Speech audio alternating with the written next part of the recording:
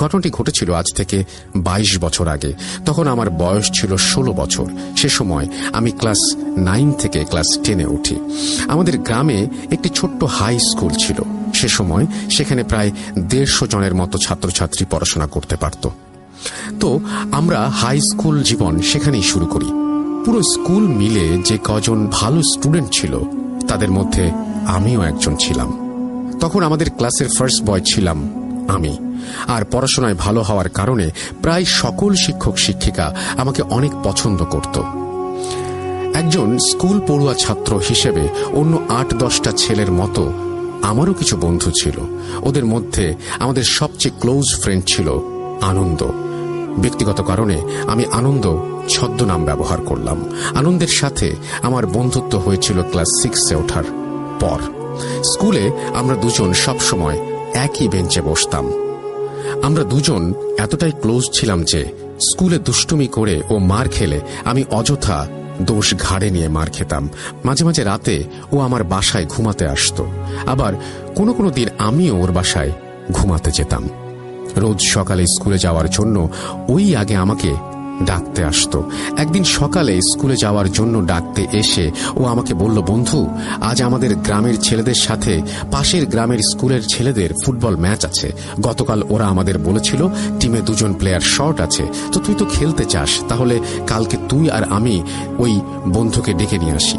অনেকদিন ধরে ফুটবল খেলিনি বন্ধু, তো চল না আজকে ওদের সাথে গিয়ে একটু ফুটবল খেলি। আর আমি তো কোনোদিন পুকুরে গোসল করিনি, তো আমার খুব ইচ্ছে আজকে খেলার পর পুকুরে গোসল করব। আমি বললাম আচ্ছা চল। এরপর ওর সাথে গেলাম, ফুটবলও খেললাম। খেলা শেষ হয়েছিল ঠিক দুপুর 1টায়। তারপর আমাদের গ্রামের সবচেয়ে বড় পুকুরটাতে গেলাম গোসল করতে। পুকুরে নেমে আমি সাঁতার কাটছিলাম, তো আমার সাঁতার কাটা দেখে ওরও খুব সাঁতার কাটতে ইচ্ছে হলো। আমাকে বলল, বন্ধু, আমি তো সাঁতার জানি না, তুই কি আমাকে একটু সাঁতার শিখিয়ে দিবি? আমি বললাম, আরে এটা কোনো ব্যাপার নাকি। এই বলে আমি ওকে সাঁতার শেখাতে লাগলাম। অ্যান্ড ফাইনালি ও হালকা সাঁতার শিখেও গেল। এরপর ওকে সাঁতার শিখিয়ে যখন আমি আমার কাপড় পরিষ্কার করছিলাম, তখন ও একা একা সাঁতার করতে করতে কিভাবে জানি না পুকুরের মাঝখানে চলে গেল। এর কিছুক্ষণ পরে পুকুরের মাঝখানে তাকিয়ে দেখি ও আর ওখানে নেই। আমি ওকে ডাকাডাকি করলাম, কিন্তু কোনো জবাব পেলাম না। এভাবে অনেক খোঁজাখুঁজির পর যখন আর কোনো উপায় খুঁজে পেলাম না, তখন চিৎকার দিয়ে কেঁদে উঠলাম। আর আমার চিৎকার শুনে পুকুরের আশেপাশে যারা ছিল তারা সবাই ছুটে এলো।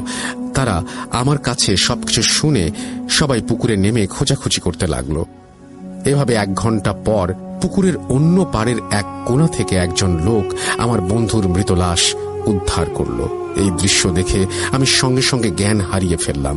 তারপর জ্ঞান ফিরে দেখি আমার বন্ধুকে কবরস্থ করার জন্য নিয়ে যাওয়া হচ্ছে। এই দৃশ্যটা দেখে আবারও কান্না করতে লাগলাম এবং ওর লাশটাকে আটকানোর জন্য ছুটে যাওয়ার চেষ্টা করলাম, কিন্তু আমাকে প্রায় 10 জনের মতো লোক ধরে রাখায় আমি কিছুতেই ওর কাছে যেতে পারিনি। সেদিন আমি রাত দিন 24 ঘন্টার মধ্যে প্রায় 10 ঘন্টাই কেঁদেছিলাম। 2 দিন ধরে খাওয়া দাওয়া সবকিছু বন্ধ করে দিয়েছিলাম। এভাবে 1 মাস কেটে গেল। এরপর একদিন হঠাৎ রাতে ওকে স্বপ্নে দেখতে পেলাম।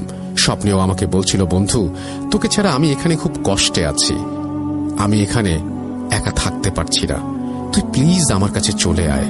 তারপর হঠাৎ করে আমার ঘুম ভেঙে গেল। আমি খুব ভয়ে চিৎকার দিয়ে ঘুম থেকে লাফিয়ে উঠলাম। আমার চিৎকার শুনে পাশের রুম থেকে বাবা মা দুজনেই ছুটে এলো। এরপর আমি ওদেরকে সবকিছু খুলে বললাম। ওনারা বললেন, তুই খারাপ স্বপ্ন দেখেছিস বাবা, ভয় নেই, আমরা তোর সাথে আছি। তারপর যাই হোক, সেদিনের সেই রাত কেটে গেল। এরপর 2 দিন সন্ধ্যাবেলায় যখন আমি বাজার থেকে বাড়ি ফিরছিলাম, তখন হঠাৎ করে মাঝপথে এসে মনে হলো কে যেন পেছনে কথা বলছে। আমাকে ছেড়ে যেও না, আমি তোমাকে নিতে এসেছি, তুমি আমার সাথে চলো। আমি এটা শুনে তৎক্ষণাৎ পেছনে ফিরে তাকাই, কিন্তু তাকিয়ে যে দৃশ্যটা দেখি সেটা দেখার জন্য আমি মোটেও প্রস্তুত ছিলাম না।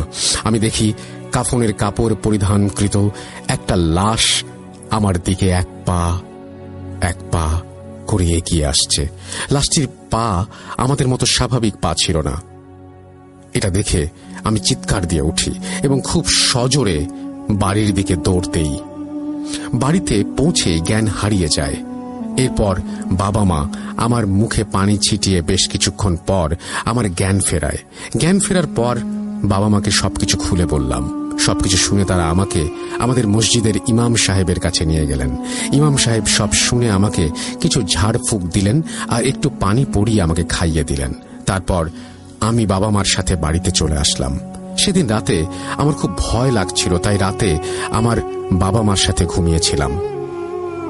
রাত আনুমানিক 1:30টার সময় হঠাৎ করে আমার রুমের বাইরে একটা আওয়াজ শুনতে পেলাম।